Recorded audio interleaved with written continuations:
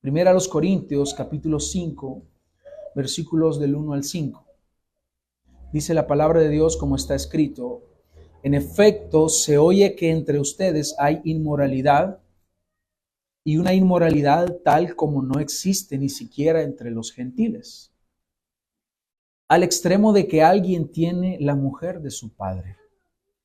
Y ustedes se han vuelto arrogantes en lugar de haberse entristecido, para que el que de entre ustedes ha cometido esta acción fuera expulsado de en medio de ustedes. Pues yo, por mi parte, aunque ausente en cuerpo, pero presente en espíritu, como si estuviera presente, ya he juzgado al que cometió tal acción. En el nombre de nuestro Señor Jesús, cuando estén reunidos y yo con ustedes en espíritu, con el poder de nuestro Señor Jesús, entreguen a ese tal a Satanás para la destrucción de su carne, a fin de que su espíritu sea salvo en el día del Señor Jesús. Oremos. Padre, gracias por tu palabra. Gracias por dar a tu iglesia la instrucción necesaria para crecer en la gracia que se nos ha sido concedida.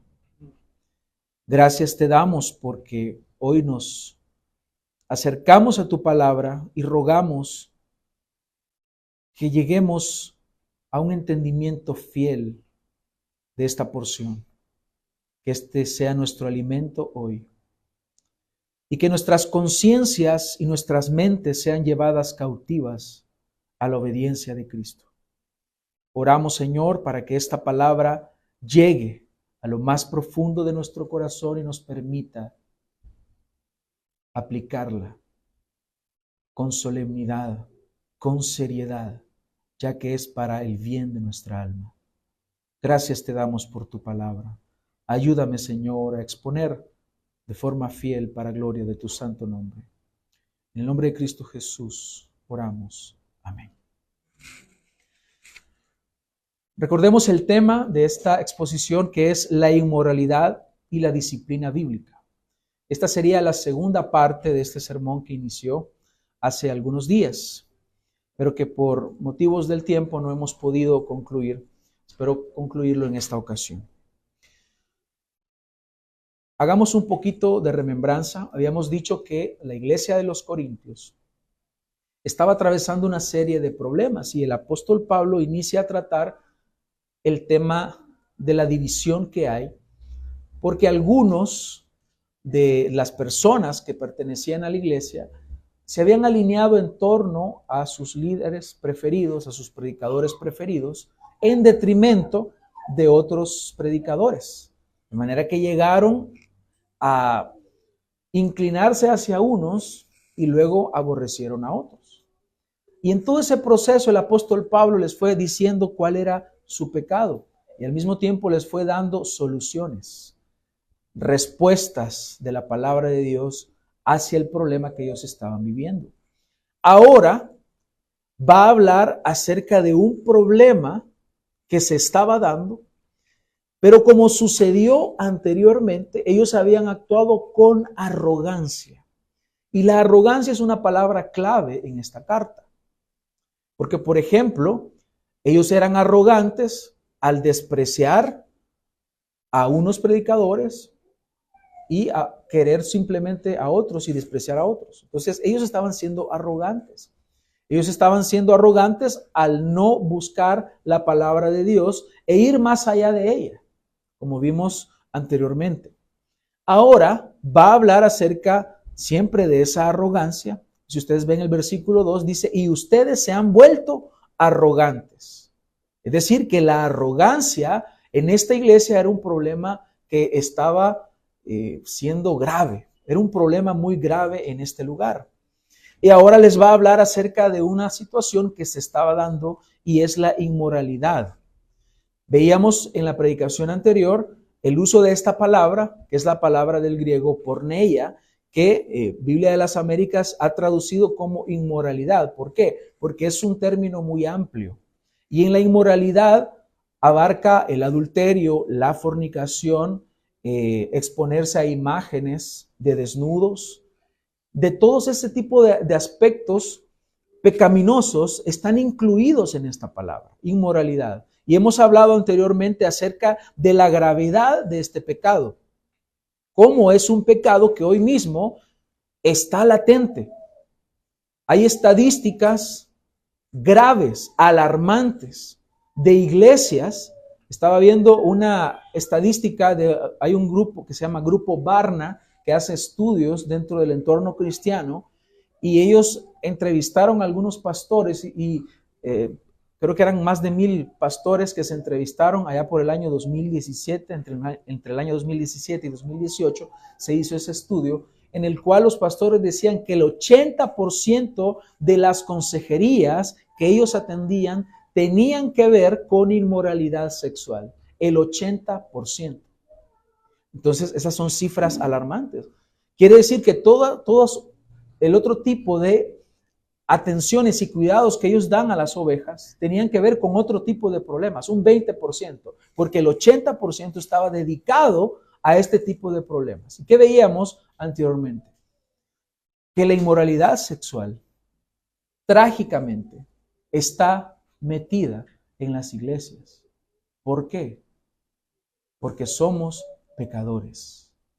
¿Por qué? Porque muchas veces el cristiano no mortifica el pecado.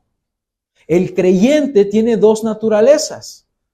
Una naturaleza que se le conoce como el viejo hombre y una naturaleza que se le conoce como el nuevo hombre. La nueva naturaleza que es en Cristo, que es en el poder del Espíritu. Por lo tanto, como dice el apóstol Pablo en Romanos, que va a haber una pugna, va a haber una lucha y estas naturalezas se van a oponer entre sí. Pero ¿qué tenemos que hacer nosotros? Mortificar el pecado. De esto estuvimos hablando anteriormente. Vimos la gravedad de los pecados sexuales en la iglesia. Vimos los daños que estos traen. Hay daño espiritual, hay daño a la iglesia, hay un daño en las relaciones. Y las consecuencias de estos pecados son trágicos. Ahora, ¿cuál es la solución que el apóstol Pablo está trayendo a una iglesia que se ha vuelto arrogante? La disciplina bíblica. La disciplina bíblica. Para muchas personas, la disciplina es como castigos, como castigar. La iglesia no castiga a nadie.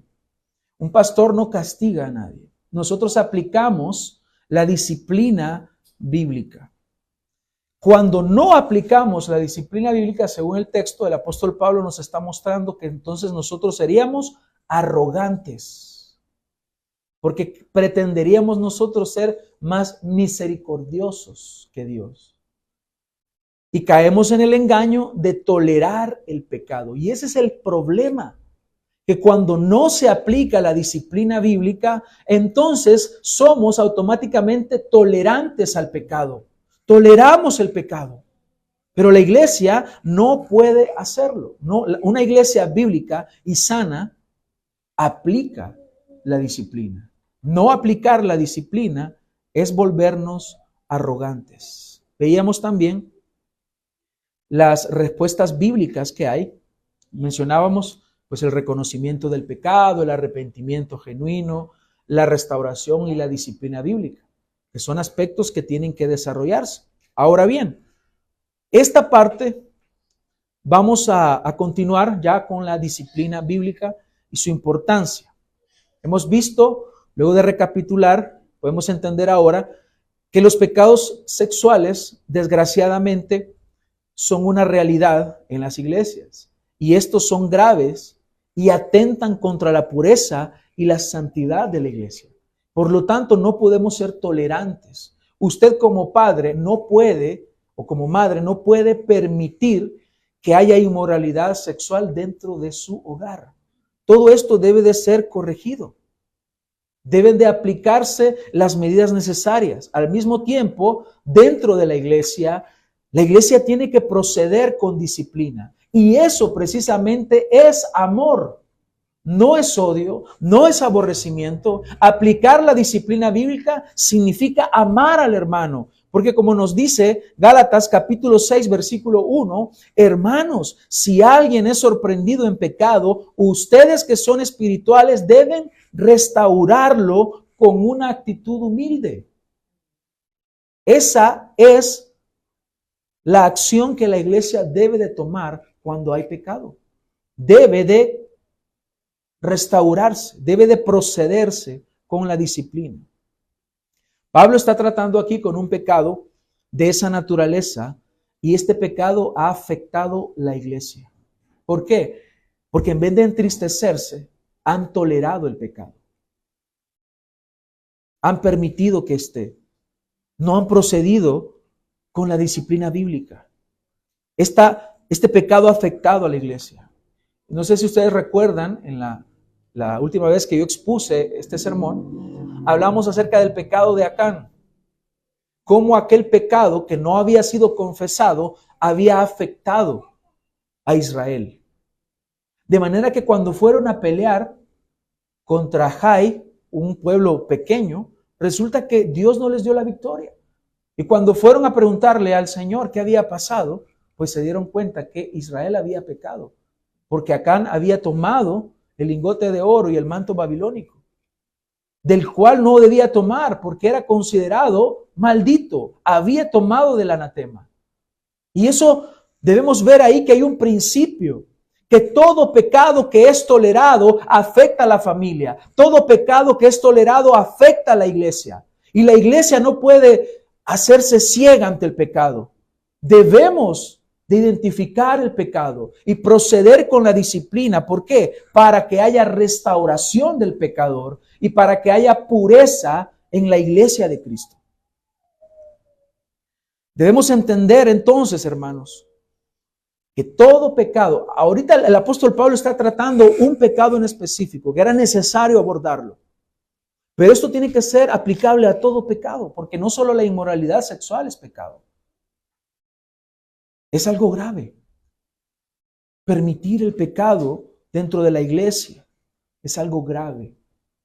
Debemos entonces ver cómo esto ha llegado a las iglesias y tal vez usted habrá escuchado, yo ya he escuchado en algunos de ustedes que han hablado, que han conocido algunos casos en iglesias de inmoralidad sexual donde eso se ha permitido, se ha tolerado. Han habido pecados de inmoralidad sexual públicos aquí en este país que son lamentables. Pastores que han sido hallados en moteles y que han seguido pastoreando. Hombres que se han casado una y otra vez y han vivido en inmoralidad y han seguido ejerciendo el ministerio cuando están descalificados. Personas que han asistido a las iglesias en inmoralidad y asisten a las iglesias le llaman con sus parejas que no son sus esposos ni sus esposas. Y todo está bien y no hay ningún problema. ¿Por qué? Porque no se aplica la disciplina bíblica y son seducidos por el pecado. Hermanos, el pecado es engañoso. El pecado nos seduce con mentiras, mediante engaños. Y una persona que es complaciente con este tipo de pecados debe entender que tarde o temprano va a perder sensibilidad.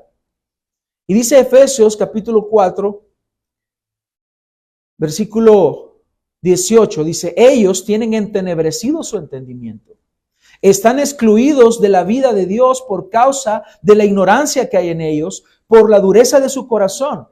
Versículo 19, esto es clave. Habiendo llegado a ser insensibles, se entregaron a la sensualidad para cometer con avidez toda clase de impurezas. ¿Estamos tolerando pecados de este tipo, hermanos? Porque al principio es ver una mujer ahí en el teléfono que salió bailando sensualmente. Solo es una mujer, no hay problema. Pero después no solamente es ese tipo de videos. Después hay más. Después hay coqueteos con otras mujeres. Coqueteos con hombres.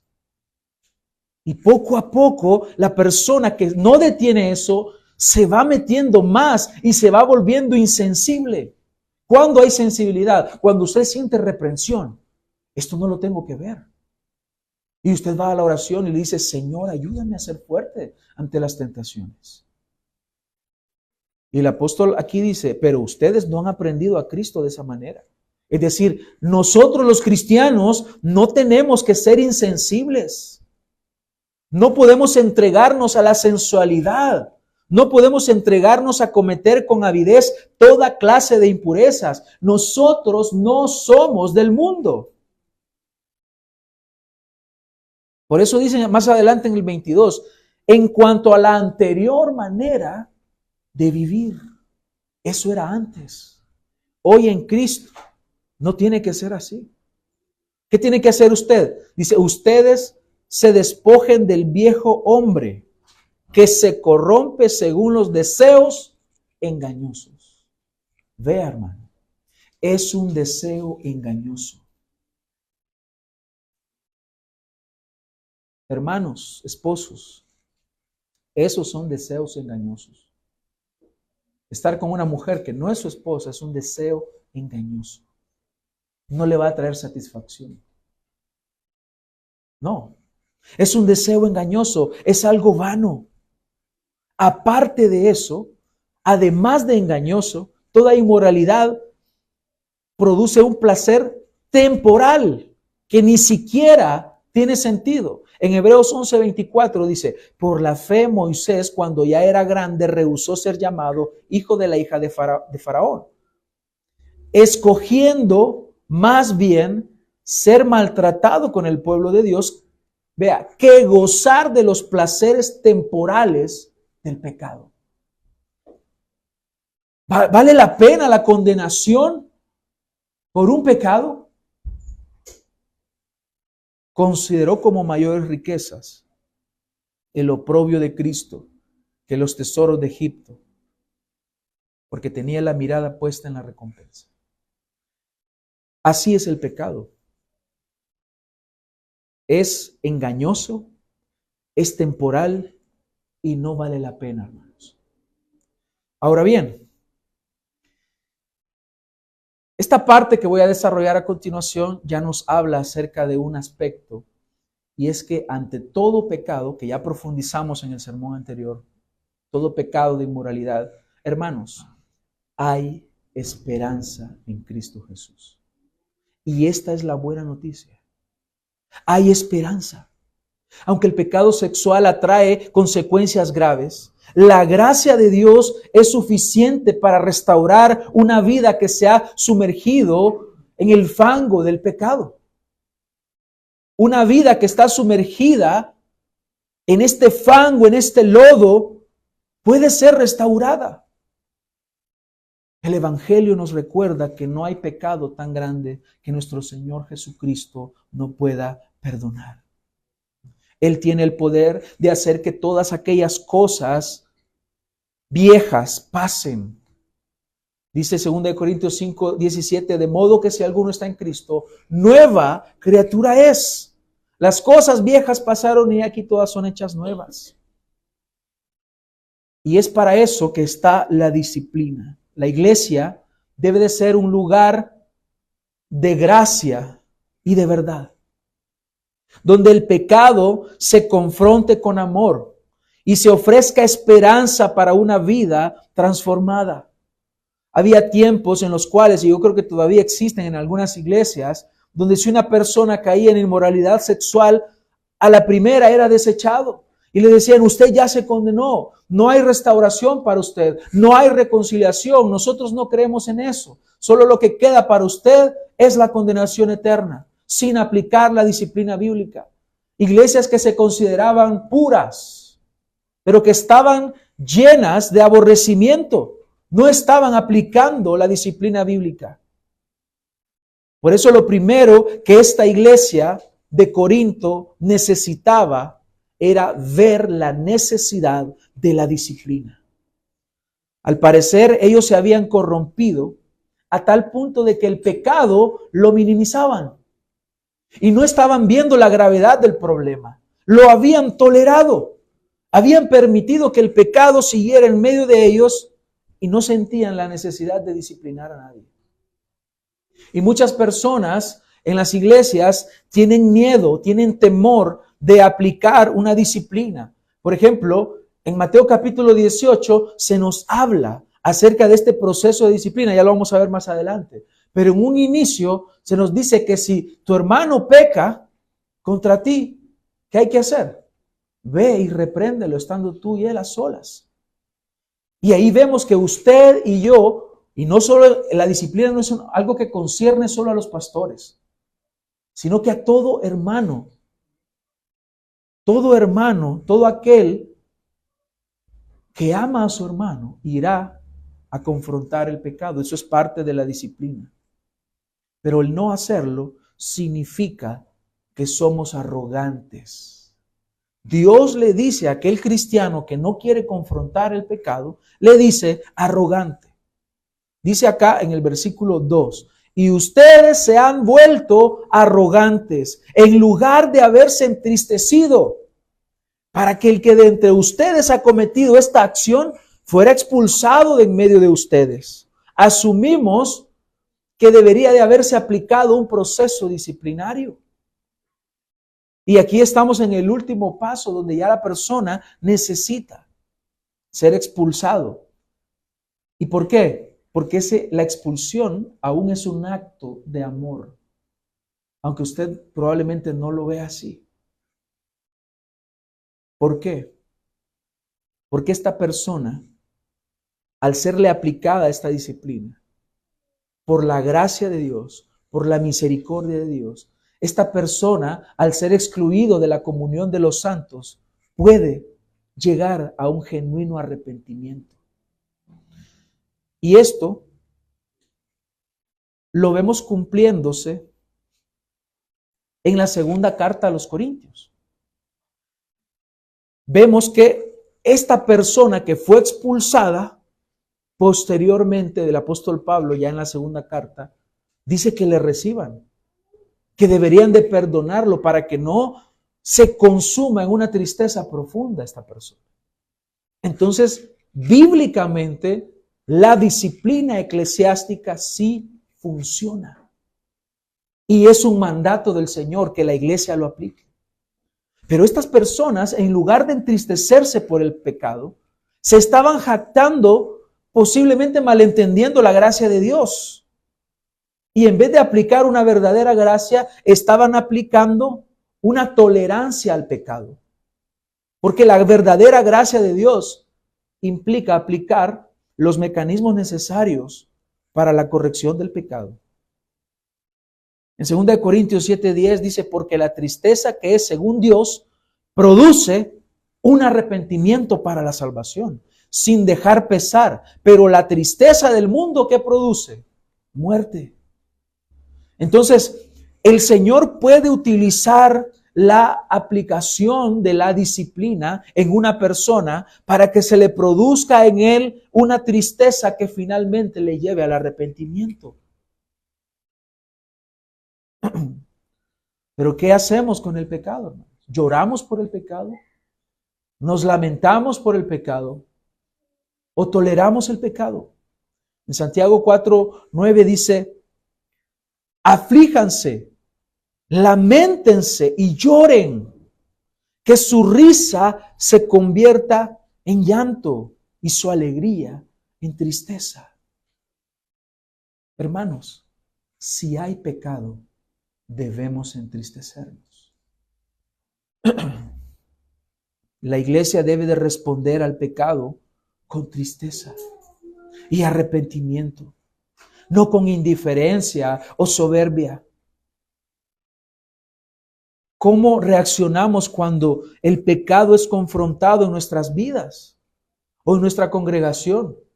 ¿Cómo respondemos cuando un hermano viene a nosotros para exhortarnos? ¿Respondemos con arrogancia en vez de ver el amor de Dios?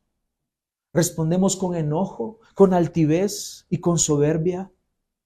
Cuando el pecado es confrontado, deberíamos de ver el amor de Cristo para con nosotros. En el Salmo 51, David muestra una tristeza profunda por el pecado que había cometido. Su arrepentimiento fue pronto. Vemos en la palabra de Dios que el profeta Natán va y confronta su pecado. Usted ya sabe lo que sucedió. Él se arrepintió genuinamente. Habían pasado meses y él había estado callado hasta que el Señor envía a este profeta para confrontar su pecado. ¿Qué es lo que quiero destacar de esto? Que él lo lamentó.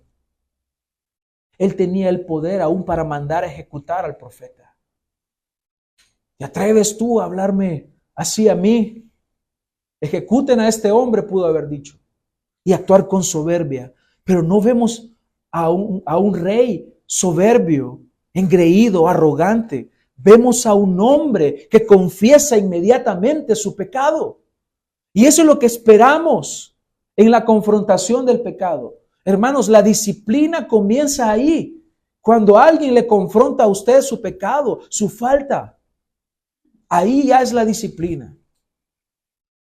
Pero en nuestro contexto existe un mal entendimiento de la disciplina. Algunos piensan que la disciplina es, el pastor me va a poner a hacer limpieza. El pastor me va a poner en las sillas de enfrente. Eso no es disciplina. De la disciplina que estamos hablando es la disciplina bíblica. Así que cuando pecamos contra el Señor, ¿lo lamentamos, hermano? ¿Lloramos? ¿O estamos cómodos con nuestro pecado?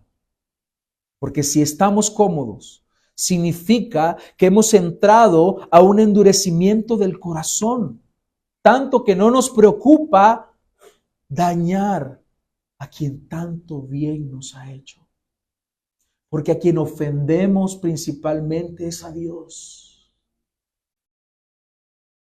Dios, por medio de Jeremías, le dice a Israel: qué mal les he hecho yo. Qué mal vieron en mí. Qué mal les he hecho yo, que se fueron en pos de otros dioses. Qué mal nos ha hecho el Señor, que le respondemos a su amor, a su gracia, con arrogancia, yendo en pos de otros dioses, como este ejemplo que tenemos ahora acá del pecado de la inmoralidad. La insatisfacción en Dios es lo que lleva a buscar en otras cosas que no son Dios. Cuando una persona es esclava de los pecados, está diciendo: Dios para mí no es suficiente. Cuando para el creyente, Cristo debe de ser suficiente para su vida.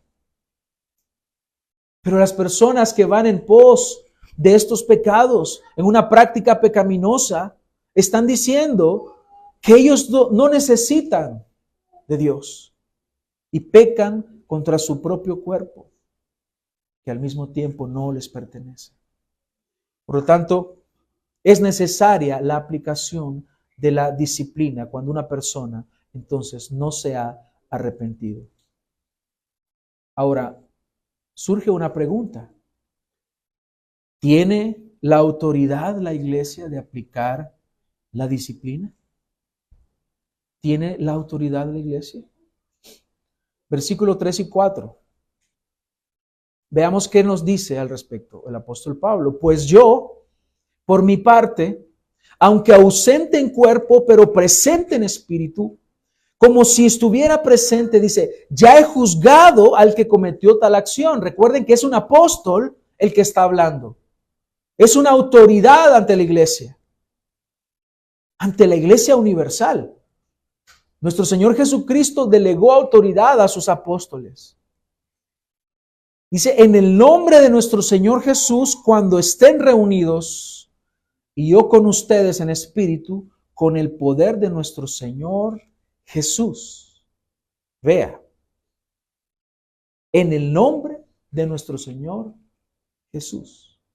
La iglesia tiene la autoridad de lo alto para poder ejecutar la disciplina eclesiástica o la disciplina bíblica.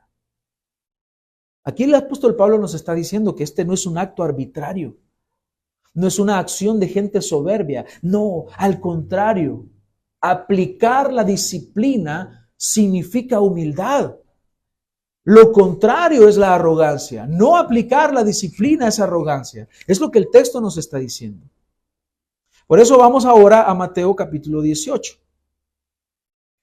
Veamos cómo el cristiano de forma individual tiene la autoridad de Cristo para aplicar la disciplina. Y la iglesia de forma colectiva tiene la autoridad para aplicar la disciplina. Reina Valera agrega contra ti en este texto en el versículo 15. Nueva Biblia de las Américas dice, si tu hermano peca, ve y repréndelo a solas. Y ahí está el primer paso. Si te escucha, ¿qué sucede? Has ganado a tu hermano. ¡Qué bueno! Gloria a Dios que se arrepintió. Y el asunto queda ahí. Si usted ve pecar a un hermano o peca contra usted, usted tiene la autoridad de Cristo de ir y aplicar este paso. Aquí no dice que usted vaya, corra donde el pastor a decirle. No. Usted tiene la autoridad de Cristo. Vaya.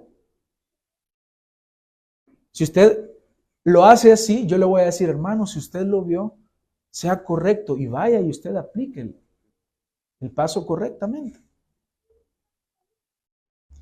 Pero sucede que muchas veces las personas no se arrepienten. Recibe la reprensión, puede ser que se enoje contra usted o que le diga, sí, está bien, gracias. Y siga en su pecado. ¿Qué pasa si lo que sucede es que continúa en su pecado? Versículo 16. Pero si no te escucha, entonces ¿qué va a pasar? Si no te escucha, entonces lleva contigo a uno o dos más. ¿Para qué? Para que toda palabra sea confirmada por boca de 2 o 3 testigos. En este segundo paso, ¿qué hay? Una confrontación, pero ya con 2 o 3 testigos. Y el asunto debe de quedar ahí. Pero si la persona no se arrepiente, versículo 17, y si rehúsa escucharlos, entonces viene el paso 3. Dilo a la iglesia. Es un error entonces que no procedamos con estos pasos como están definidos acá y de pronto andemos divulgando el problema sin atender como deberíamos. Y si rehúsa escucharlos, dilo a la iglesia. La iglesia debe de saber esto. Ahora, ¿qué va a buscar la iglesia? ¿Qué hemos buscado desde el primer paso? Restauración, arrepentimiento, corrección. ¿Qué se busca en el tercer paso? Corrección, restauración, arrepentimiento. Eso es lo que se busca. No es destrucción. Y cuidado si usted va a participar con un deseo de destruir. Hermano, el que pecó ya está destruido. Ya no necesita de que lo destruyamos nosotros. ¿Qué buscamos? Que se arrepiente, que sea restaurado. Pero resulta, hermanos, que el orgullo y la arrogancia es muy grave. Y eso puede impedir aún que exista un correcto arrepentimiento, un verdadero arrepentimiento. ¿Y qué sucede entonces? Rehusó escuchar a la iglesia. Entonces, ¿qué es lo que sucede? Sea para ti como el gentil y el recaudador de impuestos. que es lo que más adelante, de una forma más amplia, el apóstol Pablo habla de expulsar, que es lo que se conoce como excomunión. Esta persona entonces ya es tenido como un inconverso, alguien que no conoce a Dios y debe de ser expulsado de la iglesia. ¿Para qué? Para que tal vez en esa circunstancia el Señor lo llame al arrepentimiento. Así como sucedió con este joven de la iglesia de Corinto. ¿Tenemos entonces la autoridad de Cristo para aplicar estos pasos como iglesia? Sí, es un sí rotundo. Y es a lo que se refiere en el versículo 18. En verdad les digo que todo lo que ustedes aten en la tierra será atado en el cielo, y todo lo que desaten en la tierra será desatado en el cielo. Esto no es atar y desatar bendiciones y maldiciones como lo toman algunos. Habla de la autoridad de la iglesia para poder ejecutar la disciplina eclesiástica. Habla de que haya como un acuerdo. Además les digo que si dos de ustedes se ponen de acuerdo sobre cualquier cosa que pidan aquí en la tierra, les será hecho por mi Padre que está en los cielos. Porque donde están 2 o 3 reunidos en mi nombre, ahí estoy yo en medio de ellos. En 2 de Tesalonicenses 3:6, el apóstol Pablo dice: ahora bien, les ordenamos, hermanos, en el nombre de nuestro Señor Jesucristo, que se aparten de todo hermano que lleve una vida de desorden y no según las enseñanzas que ustedes recibieron de nosotros. Hay que apartarse de una persona que se llama cristiano, pero que no muestra que realmente sea un hijo de Dios. Así que, hermanos, la disciplina eclesiástica debe ejercerse con seriedad, con temor, con reverencia, apartados de todo espíritu de altivez, como dice Gálatas 6:1, con un espíritu de mansedumbre. Es la forma correcta. Es como Dios nos llama de aplicar esto. La disciplina debe de ejercerse con temor y reverencia, reconociendo que es Cristo quien gobierna la iglesia. ¿Estamos dispuestos entonces a someternos a la palabra de Dios en esta manera? La disciplina eclesiástica debe demostrar seriedad. Debe de ser una acción necesaria, aplicable, cuando hay pecado.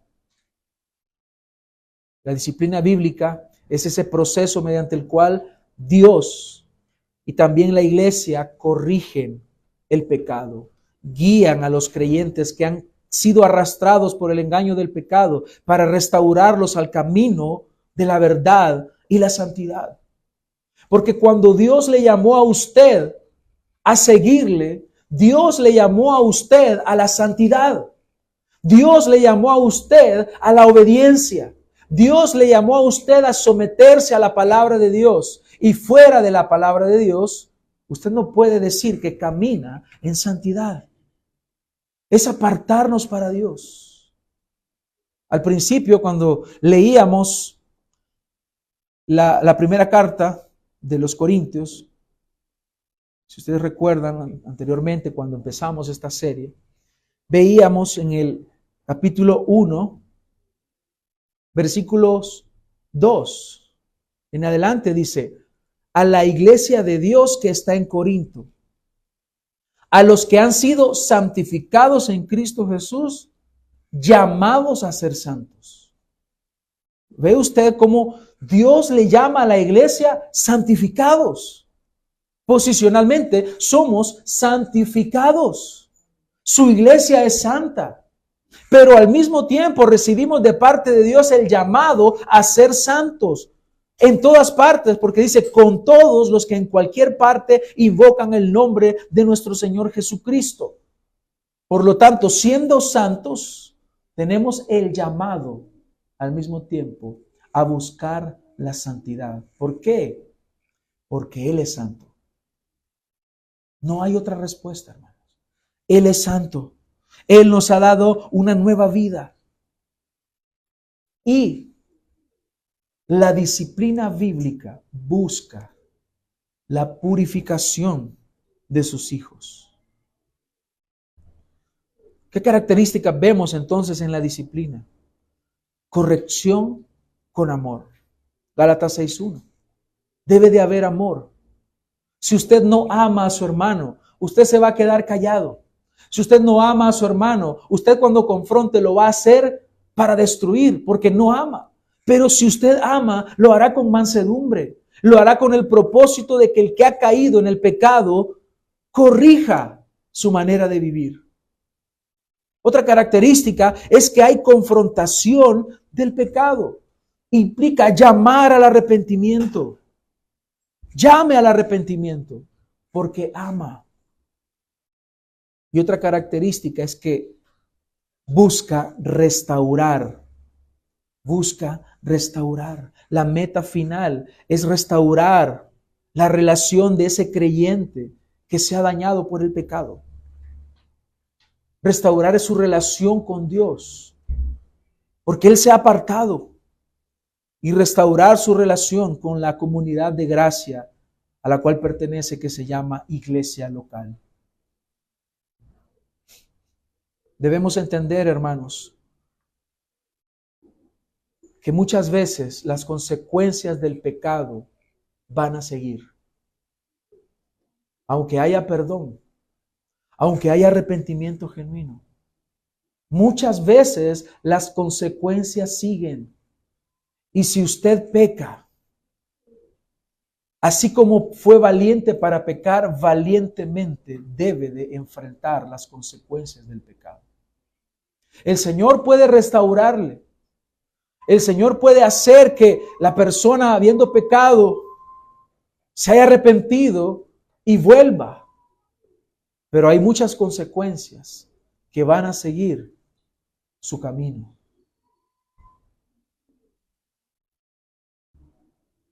Resulta, hermanos, que ante la disciplina, muchas veces las personas van a llegar a condiciones y situaciones muy terribles.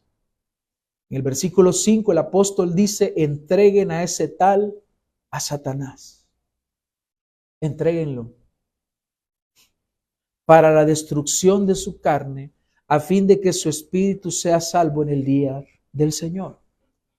No, esta no es un asidero para el purgatorio.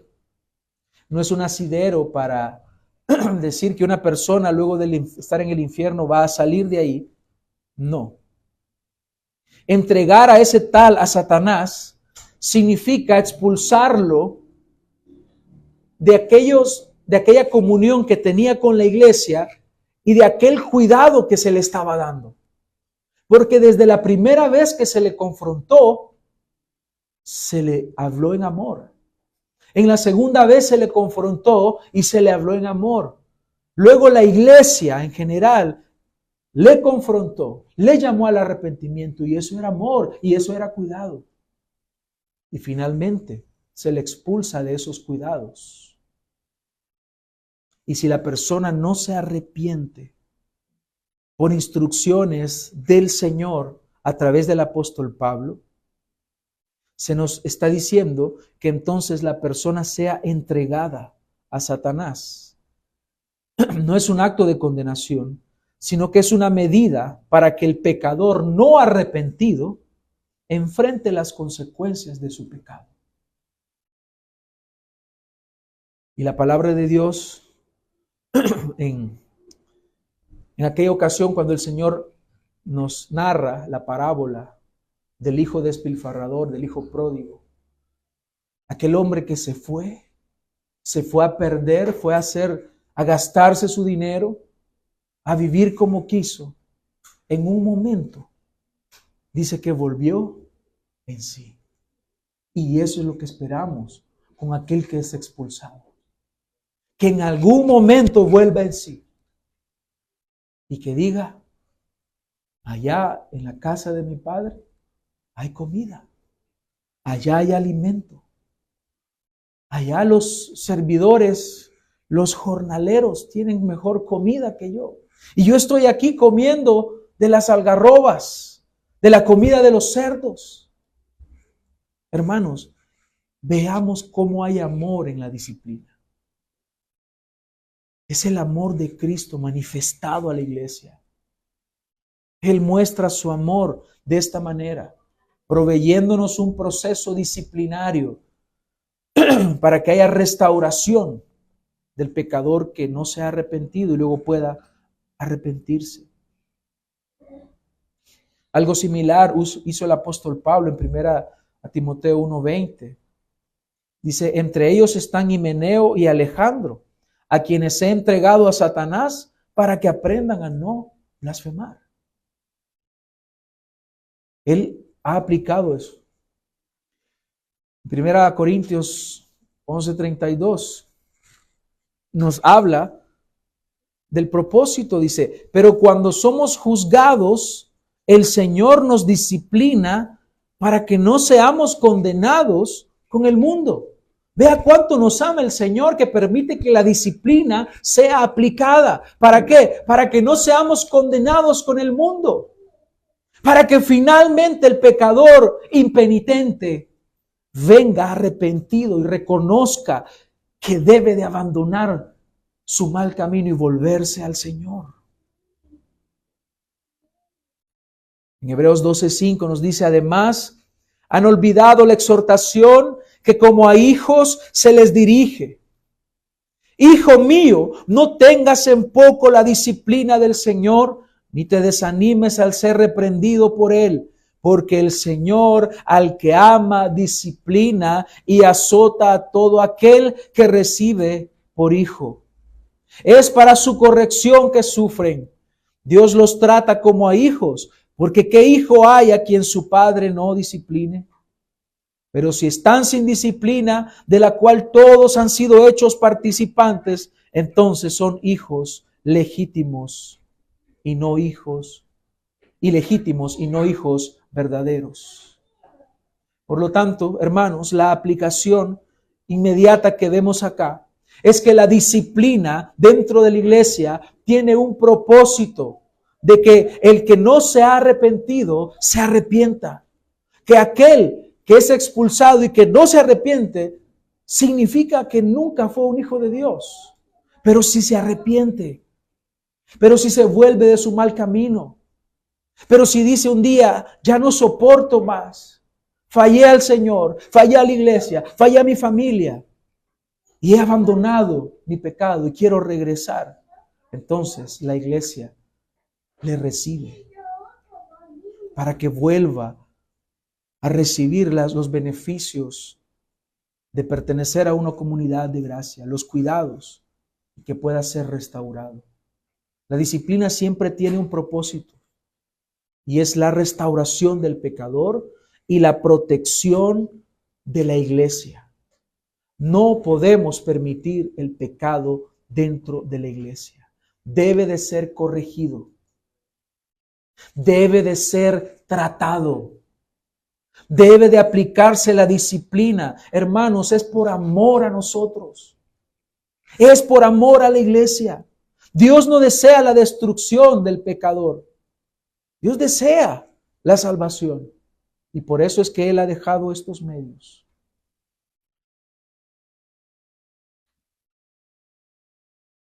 En conclusión, hermanos, la disciplina bíblica no es fácil. Cuesta. Hermanos, atender el pecado de alguien es difícil. Estamos acostumbrados a ir al pastor, ¿no? Que el pastor vea cómo hace. Yo solo le vengo a decir lo que pasó allá. Vaya usted. Eso es lo que dice la Biblia. Usted va a involucrar a otros testigos en el segundo paso. Pero ya fue usted y habló. Ya corrigió. Ya le expuso la palabra. Ya le habló con amor. Ya estuvo orando por él. La disciplina bíblica no es fácil.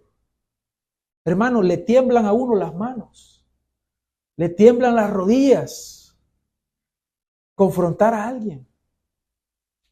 seguir un proceso, llegar a un momento donde ya se hace público el asunto. Cuesta,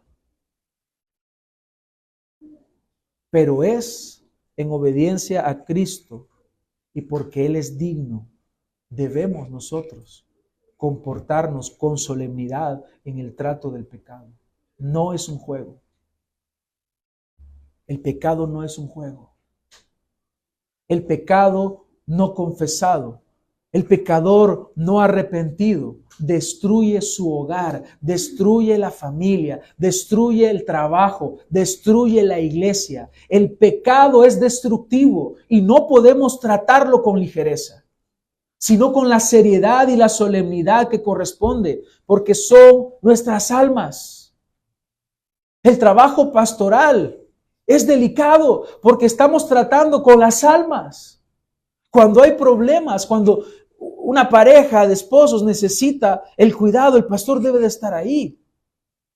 Cuando un hermano no se ha arrepentido de un pecado, debemos de llamarlo al arrepentimiento, debemos estar ahí, porque es su alma lo que está en juego. Es la eternidad de una persona. No es una cuestión simple. Por eso veamos el amor en esto, hermanos. No despreciemos la disciplina. Aunque es difícil, es necesaria al mismo tiempo para preservar la santidad de la iglesia y buscar el arrepentimiento del pecador. 3 aplicaciones finales, hermanos, para esta enseñanza. En primer lugar, hermanos, examinemos nuestra vida y huyamos de toda forma de inmoralidad y toda forma de pecado. Si usted tolera cualquier tipo de pecado en su vida, tarde o temprano usted va a perder sensibilidad ante Dios, ante las cosas espirituales.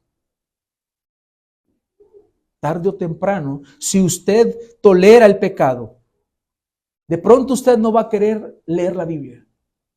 De pronto usted no quiere orar, no quiere servir, no se quiere congregar.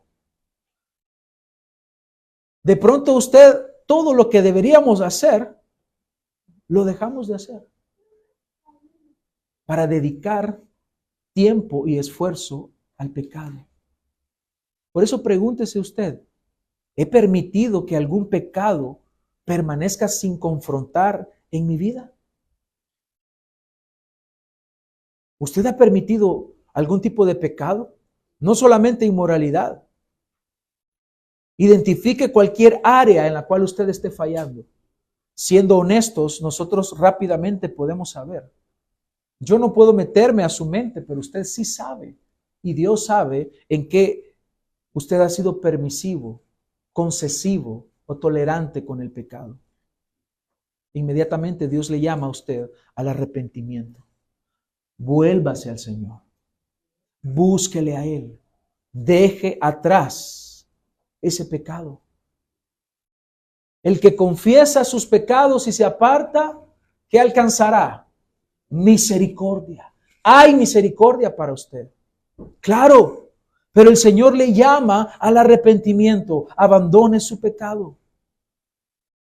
En segundo lugar, podemos aplicar para nosotros hoy esta enseñanza de comprometernos con la santidad y la pureza de la iglesia mediante la aplicación de la disciplina eclesiástica, la disciplina bíblica. Es un mandato. Algo que nosotros firmamos cuando nos hacemos miembros de esta iglesia es no estorbar ningún proceso disciplinario. No estorbar. ¿Por qué? Porque amamos al que está en el proceso disciplinario y deseamos su restauración. Y si usted estorba un proceso disciplinario, usted no está amando al hermano. Como miembro de la iglesia, debemos de comprometernos a participar. Si nosotros en algún momento somos quienes son disciplinados, debemos de participar activamente en esto. y recibir la ayuda oportuna de parte de Dios y de parte de la iglesia. Así que comprometámonos, hermanos, con la pureza de la iglesia. Y en tercer lugar, creamos fuertemente en que hay gracia y misericordia para el pecador arrepentido. Dios puede restaurar la vida de aquel que ha caído tan profundo en el pecado. Hay esperanza. Puede haber restauración. Así que nosotros, hermanos, proclamamos la gracia y la verdad. Con verdad, que es la palabra de Dios, y con gracia nos acercamos a estos procedimientos disciplinarios y proclamamos como iglesia que hay esperanza y salvación para todo aquel que se arrepiente de sus pecados. Así que examinemos nuestro corazón. Apliquemos y comprometámonos a la disciplina bíblica en la iglesia. Y proclamemos la gracia y el poder de Dios para restaurar al pecador que se arrepiente. Concluyo con este texto, Gálatas 6:1, hermanos. Aun si alguien es sorprendido en alguna falta, ustedes que son espirituales, restauren a tal persona con espíritu de mansedumbre. Pero cuídese cada uno, no sea que también ustedes sean tentados. ¿Qué es lo que se necesita entonces para poder tratar el pecado de la inmoralidad? La disciplina bíblica. Y este es un regalo, un don de la gracia de Dios para su iglesia. Así que exaltamos la gracia de Dios para con los pecadores arrepentidos. Oremos.